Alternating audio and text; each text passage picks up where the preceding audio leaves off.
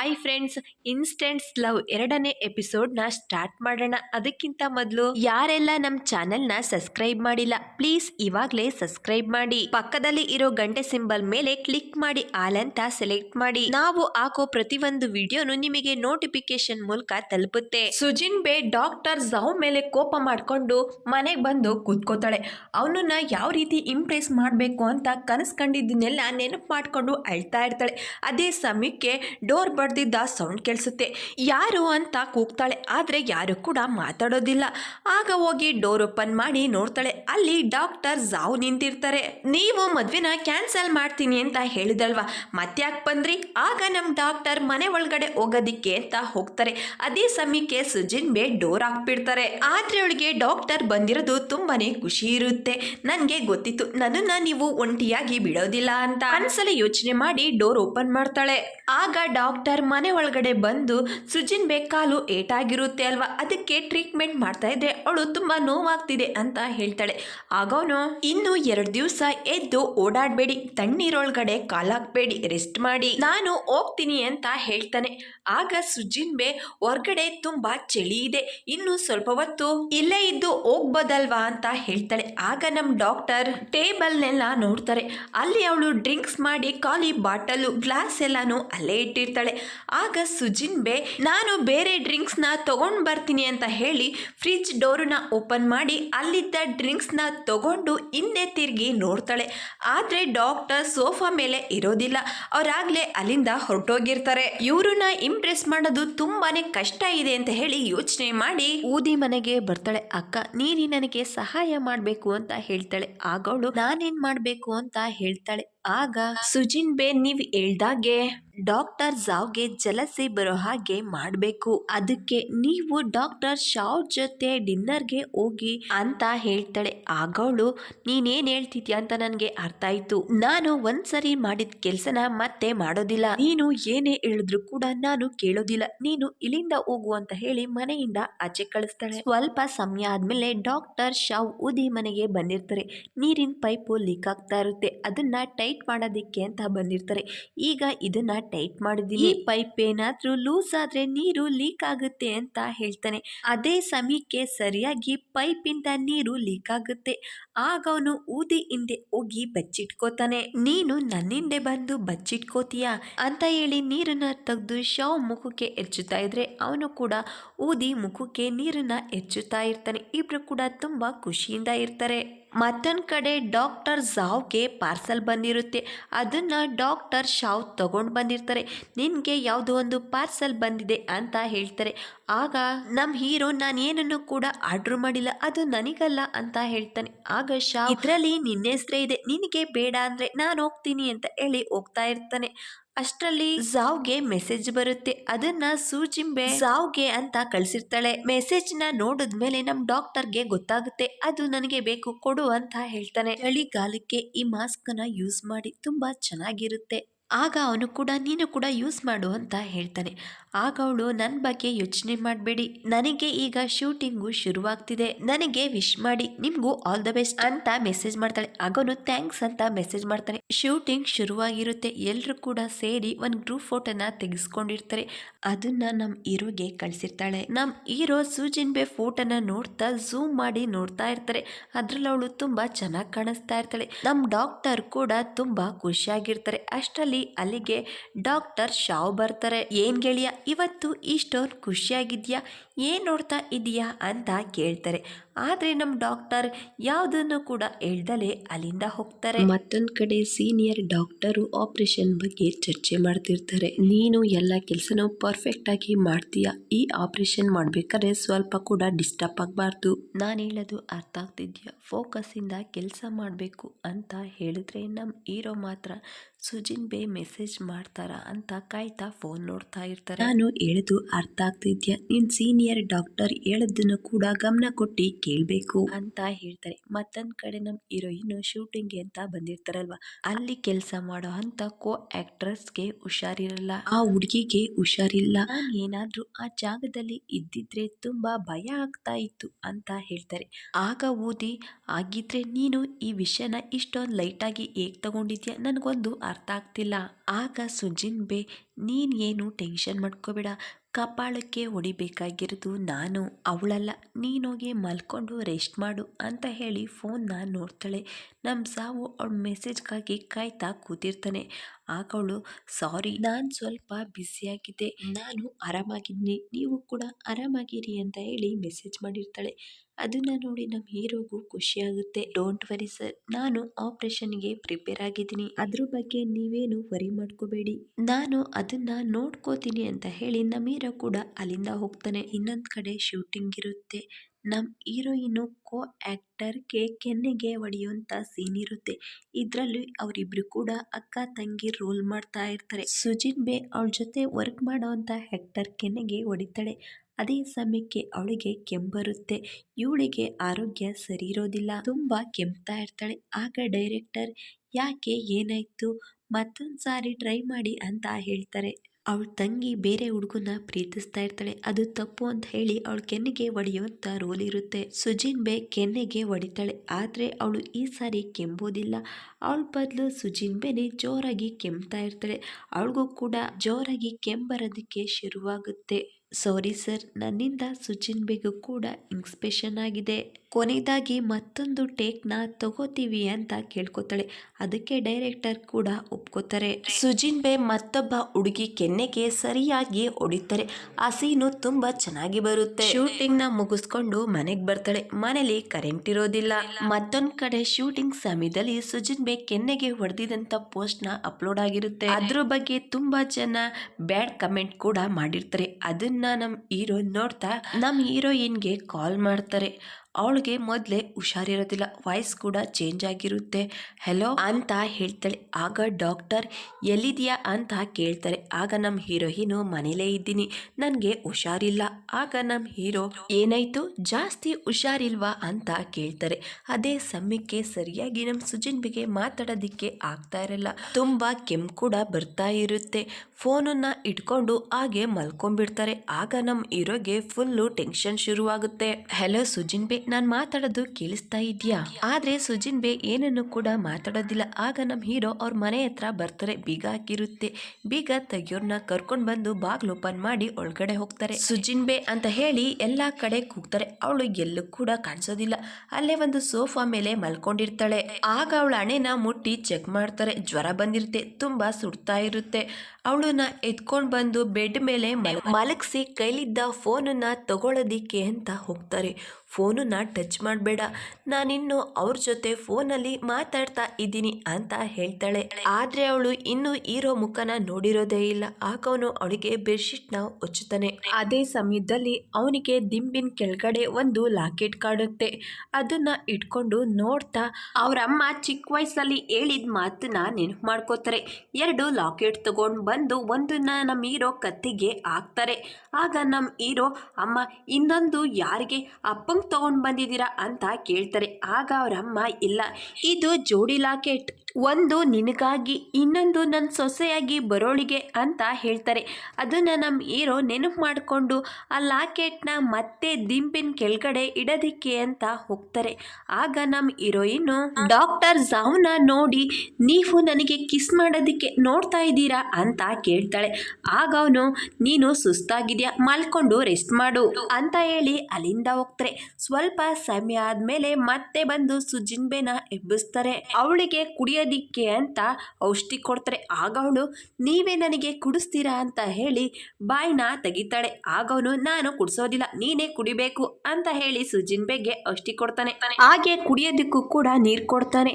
ನಾನು ನಿನ್ನ ಫೋನನ್ನ ಸ್ವಿಚ್ ಆಫ್ ಮಾಡಿದೀನಿ, ಆರಾಮಾಗಿ ಮಲ್ಕೊಂಡು ನಿದ್ದೆ ಮಾಡು, ಬೆಳಿಗ್ಗೆ ಅಷ್ಟೊತ್ತಿಗೆ ಎಲ್ಲ ಸರಿ ಹೋಗುತ್ತೆ ಅಂತ ಹೇಳಿ ಡಾಕ್ಟರ್ ಅಲ್ಲಿಂದ ಹೋಗ್ತಿರ್ಬೇಕಾದ್ರೆ ಸುಜಿನ್ ಬೇ ನೀವು ಮತ್ತೆ ಹೋಗ್ತಿದ್ದೀರಾ ಅಂತ ಕೇಳ್ತಾಳೆ. ಆಗ ನಮ್ ಡಾಕ್ಟರ್ ಹಿಂದೆ ತಿರುಗಿ ಹೋದ್ರೆ ಏನಾಗುತ್ತೆ ಅಂತ ಕೇಳ್ತಾನೆ. ಆಗವಳು ನಾನಿವತ್ತು ಸ್ವಲ್ಪನೇ ಊಟ ಮಾಡಿದೆ, ಅದನ್ನು ಕೂಡ ವಾಮಿಟ್ ಮಾಡಿದೆ, ನಂಗೆ ತುಂಬಾ ಹೊಟ್ಟೆ ಹಸುವಾಗ್ತಿದೆ ಅಂತ ಹೇಳ್ತಾಳೆ. ಮತ್ತೊಂದ್ ಕಡೆ ಜಿಯಾವೆ ಇನ್ನೊಬ್ಬ ಹುಡುಗಿ ವರ್ಕೌಟ್ ಮಾಡೋದಿಕ್ಕೆ ಅಂತ ಬಂದಿರ್ತಾರೆ. ಆಗ ನಿನ್ ಜೊತೆ ಸ್ವಲ್ಪ ಮಾತಾಡ್ಬೇಕಾಗಿತ್ತು, ನಿಮ್ ಶೂಟಿಂಗು ಹೇಗ್ ನಡೀತಾ ಇದೆ ಅಂತ ಕೇಳ್ತಾರೆ.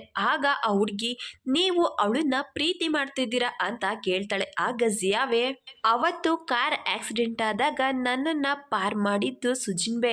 ಆದ್ರೆ ಅವಳು ಹಾಸ್ಪಿಟಲ್ ಪಾಲಾದ್ಲು. ಅದಕ್ಕೆ ಕೇರ್ ಮಾಡ್ತೀನಿ. ಅವಳನ್ನ ನಾನು ಫ್ರೆಂಡ್ ರೀತಿ ಟ್ರೀಟ್ ಮಾಡ್ತೀನಿ. ನೀನು ಕೂಡ ನನ್ನ ಫ್ರೆಂಡೇ ಅಲ್ವಾ ಅಂತ ಹೇಳ್ತಾನೆ. ಆಗ ಅವಳು ಆಗಿದ್ರೆ ನಾನ್ ನಿನಗೆ ಫ್ರೆಂಡ್ ಅಷ್ಟೇನಾ ಅಂತ ಕೇಳ್ತಾಳೆ. ಅದಕ್ಕೆ ಜಿಯಾವೆ ಹೌದು ಅಂತ ಹೇಳ್ತಾನೆ. ಮತ್ತೊಂದ್ ಕಡೆ ಸುಜಿನ್ಬೆಗೆ ತುಂಬಾ ಹೊಟ್ಟೆ ಹಸ್ವಾಗಿರುತ್ತೆ. ಊಟ ಮಾಡೋದಿಕ್ಕೆ ಅಂತ ಬಂದು ನೋಡ್ತಾಳೆ. ಡಬ್ಬಿಲಿ ಬ್ರೆಡ್ ಮಾತ್ರ ಇರುತ್ತೆ. ಆದ್ರೆ ಆ ಬ್ರೆಡ್ ಕೂಡ ಹಾಳಾಗಿರುತ್ತೆ.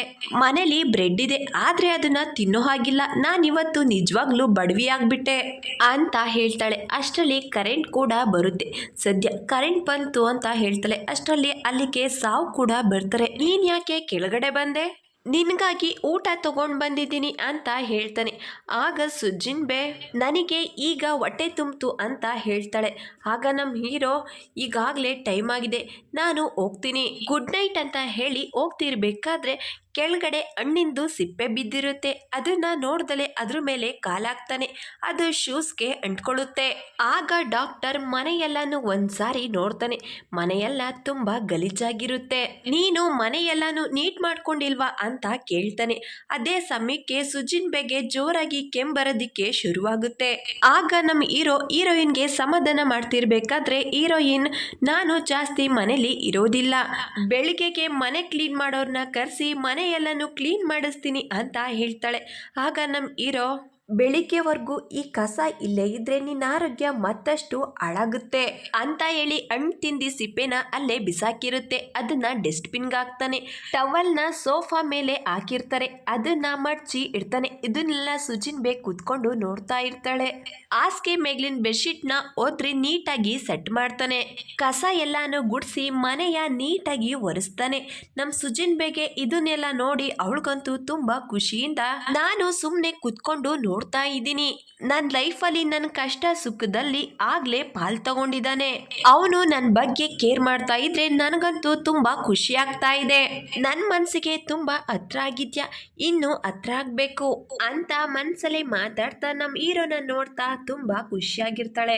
ಮತ್ತೊಂದ್ ಕಡೆ ಡಾಕ್ಟರ್ ಶಾವ್ ಊದಿ ಮನೆ ಹತ್ರ ಬಂದಿರ್ತಾರೆ. ಅವಳಿನ್ನು ಬಂದಿರೋದಿಲ್ಲ. ಊದಿ ನೀನು ಏನ್ ಕೆಲಸ ಮಾಡ್ತಾ ಇದೀಯಾ? ಕಾರ್ ಆಕ್ಸಿಡೆಂಟ್ ಆಯ್ತು, ಅದ್ರದ್ದು ಕೂಡ ಸುದ್ದಿ ಆಯ್ತು. ಈಗ ಮತ್ತೊಂದು ಸುದ್ದಿ, ನಿನ್ ಕೈಲಿ ಇದನ್ನೆಲ್ಲ ಹ್ಯಾಂಡಲ್ ಮಾಡೋದಿಕ್ಕೆ ಆಗಲ್ವಾ ಅಂತ ಕೇಳ್ತಾರೆ. ಆಗ ಓದಿ ನಾನು ರಿಪೋರ್ಟರ್ ಬಾಸ್ ಅಲ್ಲ, ಇದು ಅನ್ಎಕ್ಸ್ಪೆಕ್ಟೆಡ್ ಆಗಿ ಆಗಿದೆ. ಇದ್ರ ಬಗ್ಗೆ ಯೋಚನೆ ಮಾಡಿ ಯಾವುದೇ ಪ್ರಯೋಜನ ಇಲ್ಲ. ಮುಂದೆ ಯಾವ ರೀತಿ ಪ್ರಾಬ್ಲಮ್ನ ಸಾಲ್ವ್ ಮಾಡಬೇಕು ಅಂತ ಯೋಚನೆ ಮಾಡಿ ಅಂತ ಹೇಳ್ತಾರೆ. ಆಗ ಆ ವ್ಯಕ್ತಿ ಆಗಿದ್ರೆ ಈ ಸಮಸ್ಯೆನ ನೀನೇ ಸಾಲ್ವ್ ಮಾಡು, ನಿನ್ಗೆ ಒಂದ್ ದಿವಸ ಟೈಮ್ ಕೊಡ್ತೀನಿ ಅಂತ ಹೇಳ್ತಾರೆ. ಮತ್ತೊಂದ್ ಕಡೆ ಡಾಕ್ಟರ್ ಜಾವ್ ಮನೆಯೆಲ್ಲ ಕ್ಲೀನ್ ಮಾಡಾಯ್ತು ಅಂತ ಹೇಳ್ತಾರೆ. ಅಷ್ಟರಲ್ಲಾಗ್ಲೇ ಸುಜಿನ್ಬೆ ಮಲ್ಕೊಂಡ್ಬಿಟ್ಟಿರ್ತಾರೆ. ಅಲ್ಲೇ ಇದ್ದ ಒಂದು ಟವಲ್ನ ತಗೊಂಡು ಅವಳಿಗೆ ಒಚ್ಚಿ ಅಲ್ಲಿಂದ ಹೋಗೋದಿಕ್ಕೆ ಅಂತ ಹೋಗ್ತಾರೆ. ಆಗ ಅವಳು ನಮ್ಮ ಹೀರೋ ಕೈನ ಇಟ್ಕೊಂಡು ಪ್ಲೀಸ್ ಹೋಗ್ಬೇಡ ಅಂತ ಹೇಳಿ ನಿದ್ದೆ ಗಣ್ಣಲ್ಲೇ ಕನ್ವರ್ಸೋದಿಕ್ಕೆ ಶುರು ಮಾಡ್ತಾಳೆ. ನಮ್ಮ ಹೀರೋಗೆ ಬೇರೆ ದಾರಿ ಇರೋದಿಲ್ಲ. ಸುಜಿನ್ಬೆ ಸೋಫಾ ಮೇಲೆ ಮಲ್ಕೊಂಡಿದ್ರೆ ಡಾಕ್ಟರ್ ಜಾವ್ ಕೆಳಗಡೆ ಕೂತಿರ್ತಾರೆ. ಇಬ್ರು ಕೂಡ ಒಬ್ರು ಕೈನ ಒಬ್ರು ಇಟ್ಕೊಂಡಿರ್ತಾರೆ. ಸುಜಿನ್ಬೆ ಎದ್ದು ನೋಡ್ತಾಳೆ. ಡಾಕ್ಟರ್ ಅಲ್ಲೇ ಮಲ್ಕೊಂಡಿರ್ತಾರೆ. ಅಷ್ಟರಲ್ಲಿ ಡಾಕ್ಟರ್ಗೂ ಕೂಡ ಎಚ್ಚರ ಆಗುತ್ತೆ. ಕೆಳಗಡೆ ಮಲ್ಕೊಂಡಿದ್ರಿಂದ ಅವನಿಗೆ ಕಾಲು ಸ್ವಲ್ಪ ನೋವಾಗ್ತಾ ಇರುತ್ತೆ. ನಾನೀಗ ಹೋಗ್ತೀನಿ ಅಂತ ಹೇಳಿ ಹೋಗೋದಿಕ್ಕೆ ಅಂತ ಹೋಗ್ತಾನೆ. ಅಷ್ಟರಲ್ಲಿ ಅವನಿಗೆ ಅವ್ರ ಅಣ್ಣ ಮೆಸೇಜ್ ಮಾಡಿರ್ತಾರೆ. ನಾಳೆ ಮನೇಲಿ ಪೂಜೆ ಇದೆ, ನೆನ್ಪಿದೆ ಅಲ್ವಾ ಅಂತ ಮೆಸೇಜ್ ಮಾಡಿರ್ತಾರೆ. ಆಗ ನಮ್ಮ ಹೀರೋ ನಾಳೆ ಪೂಜೆ ಇದೆ, ಅದಕ್ಕೆ ನಾನು ಮನೆಗೆ ಹೋಗ್ತಾ ಇದ್ದೀನಿ, ನೀನು ಕೂಡ ನನ್ನ ಜೊತೆ ಬರ್ತೀಯಾ ಅಂತ ಕೇಳ್ತಾನೆ. ಆಗಂತೂ ನಮ್ಮ ಹೀರೋಯಿನ್ಗೆ ಫುಲ್ಲು ಖುಷಿ ಆಗುತ್ತೆ. ನಾನು ಕೂಡ ಬರ್ತೀನಿ ಅಂತ ಹೇಳೋದಿಕ್ಕೆ ಅಂತ ಹೋಗಿ ಸುಮ್ಮನೆ ಸೈಲೆಂಟ್ ಆಗಿ ನನ್ಗ್ಯಾಕೋ ಇದು ಸರಿ ಅನ್ಸೋದಿಲ್ಲ ಅಂತ ಹೇಳಿ ಮನ್ಸಲ್ಲೇ ನಿಜವಾಗ್ಲೂ ನನ್ನನ್ನ ಇವರು ಪೂಜೆಗೆ ಇನ್ವೈಟ್ ಮಾಡ್ತಿದ್ದಾರ, ಇದು ಅವ್ರ ಕುಟುಂಬದವರು ಸೇರಿ ಮಾಡೋಂಥ ಪೂಜೆ ಇದು ಅಂತ ಹೇಳಿ ಮನ್ಸಲ್ಲೇ ಯೋಚನೆ ಮಾಡ್ತಾ ಕೂತಿರ್ತಾಳೆ. ಆಗ ನಮ್ ಡಾಕ್ಟರ್ ಜಾವ್ ಯಾಕೆ ಸರಿ ಅನ್ಸಲ್ಲ, ಇದ್ರಲ್ಲಿ ತಪ್ಪೇನಿದೆ? ಆಗ ಸುಜಿನ್ಬೆ ನಾನು ಅಲ್ಲಿಗೆ ಬಂದ್ರೆ ಎಲ್ರು ಕೂಡ ತಪ್ಪಾಗಿ ತಿಳ್ಕೊತಾರೆ, ನಾನು ನಿಮಗೆ ಏನಾಗ್ಬೇಕು ಅಂತ ಕೇಳ್ತಾಳೆ. ಆಗ ನಮ್ ಹೀರೋ ನೀನು ನನ್ನ ಮದ್ವೆ ಆಗೋ ಹುಡುಗಿ ಅಂತ ಹೇಳ್ತಾನೆ. ಆಗಂತೂ ನಮ್ಮ ಹೀರೋಯಿನು ಮತ್ತೆ ಹೇಳ್ತಾ ಇದ್ದಾರೆ, ನಾನು ಇವ್ರನ್ನ ಮದ್ವೆ ಆಗೋ ಹುಡುಗಿ ಅಂತ ಹೇಳಿ ಮನ್ಸಲ್ಲೇ ಖುಷಿ ಪಡ್ತಾರೆ. ಆದ್ರೆ ಅದನ್ನ ಡಾಕ್ಟರ್ ಸಾವ್ ಮುಂದೆ ತೋರ್ಸೋದಿಲ್ಲ. ಸರಿ, ನಾನು ಯೋಚನೆ ಮಾಡಿ ಹೇಳ್ತೀನಿ ಅಂತ ಹೇಳ್ತಾಳೆ. ಆಗ ನಮ್ ಡಾಕ್ಟರ್, ಆಗಿದ್ರೆ ನೀನು ನನ್ನ ಜೊತೆ ಪೂಜೆಗೆ ಬರ್ತಾ ಇದ್ರೆ ನಾಳೆ 12 ಗಂಟೆ ಒಳಗಡೆ ಮೆಸೇಜ್ ಮಾಡಿ ಹೇಳ್ಬೇಕು. ಆಗ ನಮ್ ಹೀರೋಯಿನ್ ಹೇಳ್ತೀನಿ ಅಂತ ಹೇಳಿ ಕತ್ತಳ್ಳಾಡಿಸ್ತಾಳೆ. ಆಗ ನಮ್ಮ ಹೀರೋ ಟೈಮ್ ಕರೆಕ್ಟಾಗಿ ಮಾತ್ರೆನ ತಗೋಬೇಕು ಅಂತ ಹೇಳಿ ಅಲ್ಲಿಂದ ಹೋಗ್ತಾರೆ. ಮತ್ತೊಂದ್ ಕಡೆ ಡಾಕ್ಟರ್ ಶಾವ್ ಊದಿಗಾಗಿ ಕಾಯ್ತಾ ಕೂತಿರ್ತಾರೆ. ಅಷ್ಟರಲ್ಲಿ ಊದಿ ಕೂಡ ರೋಡಲ್ಲಿ ಬರೋದನ್ನ ನೋಡಿ ಜಾಗಿಂಗ್ ಡ್ರೆಸ್ನ ಹಾಕೊಂಡು ಓಡ್ಕೊಂಡು ಬರ್ತಾರೆ. ಲಿಫ್ಟಲ್ಲಿ ಹೋಗೋದಿಕ್ಕೆ ಅಂತ ನೋಡ್ತಾರೆ. ಲಿಫ್ಟು ಬೇಗ ವರ್ಕ್ ಆಗೋದಿಲ್ಲ. ಆಗ ಅಲ್ಲಿಂದ ಫಾಸ್ಟಾಗಿ ಓಡ್ಕೊಂಡು ಬರ್ತಾರೆ. ಅಷ್ಟರಲ್ಲಿ ಅಲ್ಲಿಗೆ ಊದಿ ಕೂಡ ಬರ್ತಾರೆ. ಆಯ್, ಏನಿದು ಬೆಳಗ್ಗೆನೆ ಸಿಕ್ಬಿಟ್ಟಿದ್ರ, ನಾನು ಜಾಗಿಂಗ್ ಮಾಡ್ತಾ ಇದ್ದೆ ಅಂತ ಹೇಳ್ತಾರೆ. ಆಗ ಊದಿ, ನೀನು ಆರಾಮಾಗಿದ್ಯಾ ತಾನೇ, ತುಂಬ ಬೆವರಿದೆಯಾ ಅಂತ ಕೇಳ್ತಾಳೆ. ಆಗ ಅವನು, ನಾನು ಮನೇಲೆ ಎಕ್ಸಸೈಸ್ ಮಾಡಿದ್ದೆ ಅಂತ ಹೇಳ್ತಾನೆ. ಆಗ ಅವಳು ಅಲ್ಲಿಂದ ಹೋಗ್ತಾಳೆ. ಮತ್ತೊಂದು ಕಡೆ ನಾವು ಸುಜಿಂಬೆ ಊದಿಗೆ ಕಾಲ್ ಮಾಡಿರ್ತಾಳೆ. ಪೂಜೆಗೆ ಕರೆದಿರೋ ವಿಷಯನ ಹೇಳಿ ಒಂದ್ಸಾರಿ ಡಾಕ್ಟರು ನನ್ನ ಪ್ರೀತಿಯಲ್ಲಿ ಬೀಳಿ ಆಮೇಲೆ ಅವ್ರನ್ನ ಹೇಗೆ ಆಟ ಆಡಿಸ್ತೀನಿ ನೋಡು ಅಂತ ಹೇಳ್ತಾಳೆ. ಆಗ ಊದಿ, ಈಗ ನೀನು ಇರೋ ಪರಿಸ್ಥಿತಿಲಿ ಅದು ಆಗೋದಿಲ್ಲ ಬಿಡು, ನಿನ್ನ ಕೈಲಿ ಇದೆಲ್ಲ ಆಗೋದಿಲ್ಲ ಅಂತ ಹೇಳ್ತಾರೆ. ಆಗ ಸುಜಿನ್ಬೆ, ನಾನು ಯಾರೋ ಗೊತ್ತಲ್ವಾ ಸುಜಿನ್ಬೆ, ಪ್ರತಿಯೊಬ್ಬರು ಕೂಡ ನನ್ನನ್ನು ಪ್ರೀತಿ ಮಾಡ್ತಾರೆ ಅಂತ ಹೇಳ್ತಾಳೆ. ಆಗ ಸುಜಿನ್ಬೆ, ಆ ವಿಷಯನ ಬಿಡು, ನೀನು ರೆಸ್ಟ್ ಮಾಡಿ ನಿನ್ನ ಆರೋಗ್ಯದ ಕಡೆ ಗಮನ ಕೊಡು, ನಾನು ಎಲ್ಲ ವಿಷಯನೂ ನೋಡ್ಕೋತೀನಿ ಅಂತ ಹೇಳಿ ಫೋನ್ ಕಟ್ ಮಾಡ್ತಾಳೆ. ಮತ್ತೊಂದು ಕಡೆ ಜಿಯಾವೆ ಮೀಟಿಂಗ್ಗೆ ಅಂತ ಬಂದಿರ್ತಾರೆ. ನಿನ್ನ ಕೆಲಸನ ಪಕ್ಕಕ್ಕಿಟ್ಟು ಶೂಟಿಂಗ್ ಇದೆ, ಅದಕ್ಕೆ ರೆಡಿ ಆಗು ಅಂತ ಹೇಳ್ತಾರೆ. ಇದನ್ನ ಒಂದು ಹುಡುಗಿ ನಿಂತ್ಕೊಂಡು ಕೇಳಿಸ್ಕೋತಾಳೆ. ರೆಕಾರ್ಡಿಂಗು ಶುರುವಾಗಿದೆ, ನಾನು ಮ್ಯೂಸಿಕ್ ಮೇಲೆ ಗಮನ ಕೊಡಬೇಕು, ಅದ್ರ ಜೊತೆಗೆ ಶೂಟಿಂಗು ತುಂಬಾ ಕಷ್ಟ ಆಗುತ್ತೆ ಅಂತ ಹೇಳ್ತಾರೆ. ಆಗ ನೀನು ಸುಜಿನ್ಬೆ ಜೊತೆ ಈ ಶೋನ ಮಾಡಿದ್ರೆ ನಿನ್ಗೆ ತುಂಬಾ ಪಾಪ್ಯುಲಾರಿಟಿ ಬರುತ್ತೆ ಅಂತ ಹೇಳ್ತಾರೆ. ಮತ್ತೊಂದು ಕಡೆ ನಮ್ಮ ಡಾಕ್ಟರು ಸುಜಿನ್ಬೆಗೆ ಪೂಜೆಗೆ ಬರ್ತೀಯಾ ಅಂತ ಹೇಳಿ ಮೆಸೇಜ್ ಮಾಡಿದಳು ಇಲ್ವೋ ಅಂತ ನೋಡ್ತಾ ಅವರೇ ಅವಳಿಗೆ ಒಂದು ಮೆಸೇಜ್ನ ಟೈಪ್ ಮಾಡಿ ಕಳಿಸ್ತಾರೆ. ಆದರೆ ಸ್ವಲ್ಪ ಸಮಯ ಆದಮೇಲೆ ಮತ್ತೆ ಕಳಿಸಿದ ಮೆಸೇಜನ್ನ ಡಿಲೀಟ್ ಮಾಡಿ ಫೈಲ್ ನೋಡ್ತಾ ಕೂತ್ಕೋತಾರೆ. ಮತ್ತೊಂದು ಕಡೆ ಸುಜಿನ್ಬೆ ನಮ್ಮ ಹೀರೋಗೆ ಮೆಸೇಜ್ ಮಾಡ್ತಾ ಕೂತಿರ್ತಾರೆ. ನೀವು ಕೊಟ್ಟ ಮಾತ್ರೆ ಚೆನ್ನಾಗಿ ಕೆಲಸ ಮಾಡ್ತು, ನಾನೀಗ ಹುಷಾರಾಗಿದ್ದೀನಿ ಅಂತ ಹೇಳಿ ಮೆಸೇಜ್ನ ಟೈಪ್ ಮಾಡಿ ಪೂಜೆಗೆ ಬರೋದಾದ್ರೆ ಮೆಸೇಜ್ ಮಾಡಿ ಹೇಳಿ ಅಂತ ಹೇಳಿದ ಮಾತನ್ನ ನೆನಪು ಮಾಡ್ಕೋತಾರೆ. ನಮ್ಮ ಹೀರೋಗೆ ಕಳಿಸ್ಬೇಕು ಅಂತ ಟೈಪ್ ಮಾಡಿದ್ದ ಮೆಸೇಜ್ನ ಡಿಲೀಟ್ ಮಾಡಿ ಸುಮ್ಮನೆ ಕೂತ್ಕೋತಾಳೆ. ಮತ್ತೊಂದು ಕಡೆ ಡಾಕ್ಟರ್ ಶಾವ್ ಸುಜಿನ್ಬೆ ಬಗ್ಗೆ ಒಂದು ವಿಷಯ ಗೊತ್ತಾಯಿತು, ನಿನಗೆ ಗೊತ್ತಿಲ್ವಾ, ಬಾ ನಾನು ಹೇಳ್ತೀನಿ. ಡೈರೆಕ್ಟರ್ ಎಲ್ಲರದನ್ನು ಇಂಟರ್ವ್ಯೂನ ಕೊಡಿಸ್ತಾ ಇದ್ದಾರೆ. ಸುಜಿನ್ಬೆ ಯಾರಿಗೂ ಕೂಡ ಹೊಡೆದಿಲ್ಲ, ಅವಳು ಆ್ಯಕ್ಟಿಂಗ್ ಮಾಡ್ತಿದ್ದಾಳೆ ಅಷ್ಟೇ ಅಂತ ಹೇಳ್ತಾನೆ. ಆಗ ನಮ್ಮ ಹೀರೋ ಸರಿ ಆಯಿತು ಅಂತ ಹೇಳಿ ಅಲ್ಲಿಂದ ಹೋಗ್ತಾನೆ. ಮತ್ತೊಂದು ಕಡೆ ಜಿಯಾವೆ ಜೊತೆ ಕೌಸಿಟಾಂಗ್ ಮಾತಾಡ್ತಾ ಕೂತಿರ್ತಾಳೆ. ಇವಳು ಕೂಡ ಆ್ಯಕ್ಟರೇ, ನಿನ್ನಲ್ಲಿರೋ ಟ್ಯಾಲೆಂಟ್ ಬಗ್ಗೆ ಯಾರಿಗೂ ಕೂಡ ಗೊತ್ತಿಲ್ಲ, ಡೈರೆಕ್ಟರ್ ಅದನ್ನ ಗುರ್ತಿಸೋದಿಲ್ಲ, ನನಗೆ ಗೊತ್ತು ನೀನು ಮ್ಯೂಸಿಕಲ್ಲಿ ಒಳ್ಳೆ ಟ್ಯಾಲೆಂಟ್ ಇದೆ ಅಂತ, ನನಗೆ ನಿನ್ನ ಮೇಲೆ ಪೂರ್ತಿ ನಂಬಿಕೆ ಇದೆ, ನೀನು ಮ್ಯೂಸಿಕಲ್ಲಿ ಏನಾದರೂ ಸಾಧಿಸ್ತೀಯಾ ಅಂತ ಹೇಳ್ತಾಳೆ. ಅದೇ ಸಮಯಕ್ಕೆ ಅಲ್ಲಿಗೆ ಮತ್ತೊಬ್ಬ ವ್ಯಕ್ತಿ ಬರ್ತಾರೆ. ಕೌಸಿಟಾಂಗ್ ಅಂತ ಹೇಳಿ ಜೋರಾಗಿ ಕೂಗ್ತಾರೆ. ಅವರು ತುಂಬ ಕೋಪದಲ್ಲಿರ್ತಾರೆ. ಆಗ ಅವಳು ಏನು ಹೇಳಿ ಅಂತ ಕೇಳ್ತಾಳೆ. ಆಗ ಅವರು ಒಂದು ಫೋನನ್ನ ಟೇಬಲ್ ಮೇಲೆ ಇಟ್ಟು ಇದೆಲ್ಲ ಏನು ಅಂತ ಕೇಳ್ತಾರೆ. ಆಗೋಳು ಅದನ್ನು ತಗೊಂಡು ನೋಡ್ತಾಳೆ. ಅದರಲ್ಲಿ ಸುಜಿನ್ಬೆ ಶೂಟಿಂಗ್ ಸಮಯದಲ್ಲಿ ಇವಳ ಕೆನ್ನೆಗೆ ಹೊಡೆದಿದ್ದು ಫೋಟೋ ಇರುತ್ತೆ. ನನಗೆ ಇದ್ರ ಬಗ್ಗೆ ಉತ್ತರ ಕೊಡಲೇಬೇಕು, ನೀನು ಬೇಕು ಅಂತಲೇ ನಾಟಕ ಮಾಡಿದ್ದೀಯ ಸುಜಿನ್ಬೆನ ಇದರಲ್ಲಿ ಸಿಕ್ಕಾಕ್ಸೋದಿಕ್ಕೆ ಅಂತ ಹೇಳ್ತಾರೆ. ಮತ್ತೊಂದು ಕಡೆ ನಮ್ಮ ಹೀರೋ ಫ್ರೆಂಡ್ ಇಬ್ಬರು ಕೂಡ ಆಟ ಆಡ್ತಾ ಇರ್ತಾರೆ. ಆಗ ಶಾವ್ ಇನ್ನೊಂದು ರೌಂಡ್ ಆಡೋಣ ಅಂತ ಹೇಳ್ತಾನೆ. ಆದರೆ ನಮ್ಮ ಹೀರೋ ಸಾಕು ಇವತ್ತಿಗೆ ಅಂತ ಹೇಳ್ತಾನೆ. ಆಗ ಶಾವ್, ಇವತ್ತು ಏನಾಗಿದೆ ನಿನಗೆ, ತುಂಬ ಬೇಜಾರಾಗಿದೆಯಾ ಅಂತ ಕೇಳ್ತಾನೆ. ಆಗ ಡಾಕ್ಟರ್ ಶಾವ್ ನಾರ್ಮಲ್ಲಾಗೇ ಇದ್ದೀನಿ ಅಂತ ಹೇಳ್ತಾನೆ. ಆಗ ಶಾವ್, ನಿಮ್ಮಿಬ್ಬರ ಮಧ್ಯ ಏನು ನಡೀತಾ ಇದೆ ಅಂತ ಕೇಳ್ತಾನೆ. ಆಗ ನಮ್ಮ ಹೀರೋ, ಬೆಳಿಗ್ಗೆ ನಮ್ಮನೇಲಿ ಪೂಜೆ ಇದೆ, ಅದಕ್ಕೆ ಇನ್ವೈಟ್ ಮಾಡಿದ್ದೀನಿ. ಆಗ ಶಾವ್, ನೀನು ತುಂಬ ವರ್ಷ ಆದಮೇಲೆ ವಾಪಸ್ ಮನೆಗೆ ಹೋಗ್ತಿದ್ಯಾ ಅಂತ ಹೇಳ್ತಾನೆ. ಆಗ ನಮ್ಮ ಹೀರೋ ಯೋಚನೆ ಮಾಡೋದಕ್ಕೆ ಸಮಯ ಕೊಟ್ಟಿದ್ದೀನಿ, ಪೂಜೆಗೆ ಬರೋ ಹಾಗಿದ್ರೆ ಮೆಸೇಜ್ ಮಾಡಿ ಹೇಳಿ ಅಂತ ಹೇಳಿದ್ದೀನಿ ಅಂತ ಹೇಳ್ತಾನೆ. ಆಗ ನಮ್ಮ ಶಾವ್ ಟೆನ್ಷನ್ ಆಗ್ತಿದ್ಯಾ, ನನ್ನ ಹತ್ರ ಹೇಳ್ಕೊ, ನಾನು ನಿನಗೆ ಹೆಲ್ಪ್ ಮಾಡ್ತೀನಿ. ಸುಜಿನ್ಬೆ ಪರ್ಸ್ನಲ್ ಸೆಕ್ರೆಟರಿ ನನ್ನ ಅಪಾರ್ಟ್ಮೆಂಟಲ್ಲೇ ಇರೋದು, ನಾನು ಅವಳನ್ನ ಕೇಳಿ ನಿನಗೆ ಹೇಳ್ತೀನಿ, ನಾನು ಕೇಳಿದ್ರೆ ಇಲ್ಲ ಅಂತ ಹೇಳೋದಿಲ್ಲ ಅಂತ ಹೇಳ್ತಾನೆ. Thank you for watching.